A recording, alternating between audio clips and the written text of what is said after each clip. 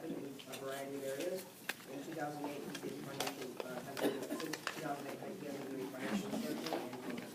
Take away, Gordon. Got some handouts going around, but I'll start talking about my 10-year-old son.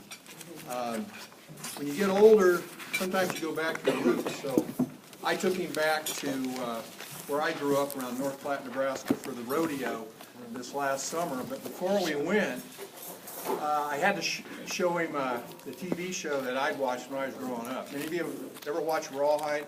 Yeah. What's the name of the trail boss in Rawhide? Gil Favor.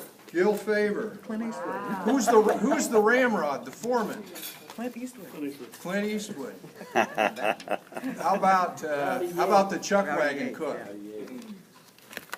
Wasn't that Hoffsing? George Washington Oh, the Wishbone. That was the other one. So you younger people here, you're really missing out if you don't go to some of those reruns. So by the time we got to the Buffalo Bill Rodeo, I had him pretty well primed. He knew that was the end of the roundup that we'd watched with Rawhide, and then we went through all the different the bull ride and the team roping and all that, and then perfect time in Nebraska. The lightning comes up before the rodeo is over. It acts like it's going to rain. It doesn't rain, and then we get in the car to leave, and they're talking about tornado warnings. So my son goes, "Really? I mean, is that right around here? Are they talking about us?" Yeah, that's us. And I started to laugh, and he says, "What are you laughing for?" I said, "Well, it's no worse than earthquakes in California. You don't know when they're going to come either." I said, "They're not going to hit us with a tornado. They're always warning." So anyway, that was our summer with my 10-year-old. I've handed out some items there about bankruptcy. You can just leave them at your table. If you see something that you want to keep, you can. We've got the bankruptcy questionnaire that we have everybody fill out, and basically that's a record, kind of like on estate planning on the other side. You show all your assets if you're doing estate planning, and you show all your assets and all your debts when you file bankruptcy. So it's a record of all that that has to go in. So you might peruse that as it's being passed around there and familiarize yourself with that. The other is this handout. I don't know that I gave it to everybody, but there's it's some pretty good visuals there. If you've had that sinking feeling for quite a while, you better go talk to somebody about financial restructuring or bankruptcy. Like we said, Chapter 13 is the reorg, and Chapter 7 is the liquidation. I find there are a lot of emotions with bankruptcy where people come in and they just hate to do it.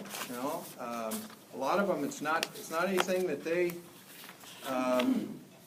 intended or thought that would ever be a part of their lives. So we go through some of that process as a part of my job as a counselor.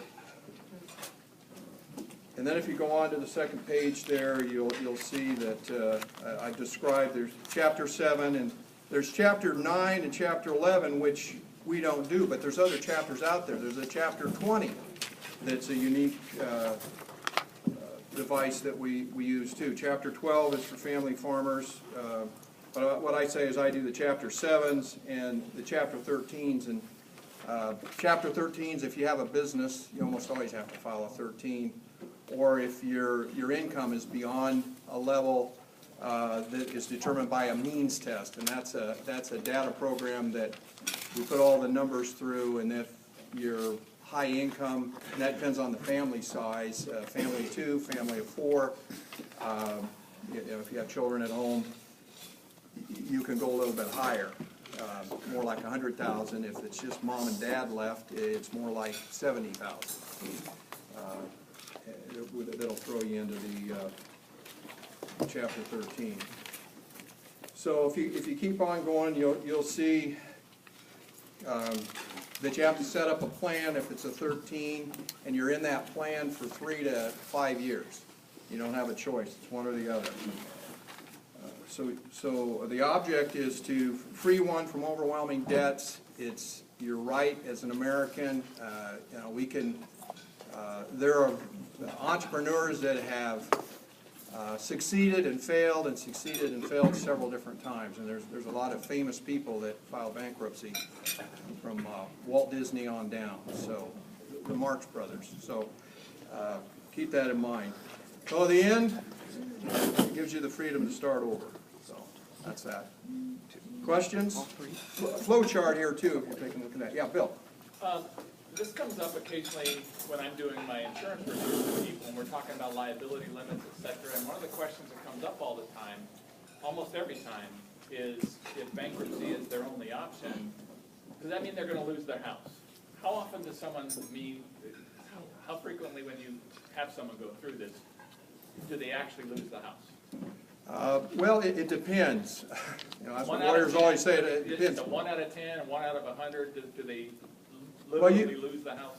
You can exempt your home typically if you've been making payments on it. But I also have had people during this Great Recession, starting in 2008, where people were behind 3 months, 6 months, 9 months, and unless we could force a modification in the process with the lender, they typically lost their house. In my particular context, it's usually someone getting sued for catastrophic injury that they caused, and their only recourse is bankruptcy because they don't have enough insurance. Right. So they're right. not usually behind on their mortgage. Mortgages, so they become a candidate for a Chapter 7 typically in that type of situation. But they wouldn't lose their house. And they could exempt their home as long as it's paid up. Yeah. They're keeping ahead of things. Yes, sir. As far as having gone through a bankruptcy, someone, so this once in a while people try to apply for credit or for loans to get work done on their house. How long does that normally hang out on their credit reports? What is usually the best way to get rid of those things down the road? Well, it depends on who the creditor is. During the Great Recession, people could get back on their feet a lot quicker because there were so many out there. Now, the creditors are more careful. They're watching things. But I say anywhere from a year to 2 years, depending on what you need the loan for and the collateral. So if it's a house and the home is going to be collateral, then they might get money lent pretty quickly. Plus, one of our neighbors mortgaged everything, bought all the boats, bought all the stuff, bought all the toys, and all the stuff, and let the house go, but got to keep all the toys. Good. Usually the other way around. Yeah, usually, but if the house is your leverage with real estate, they can't do anything but take the house. Right, right. Well, there's an exemption that you can use. It's called the wild card, and you can build up amounts of money on your toys or your house up to a certain level. And that's currently what he did.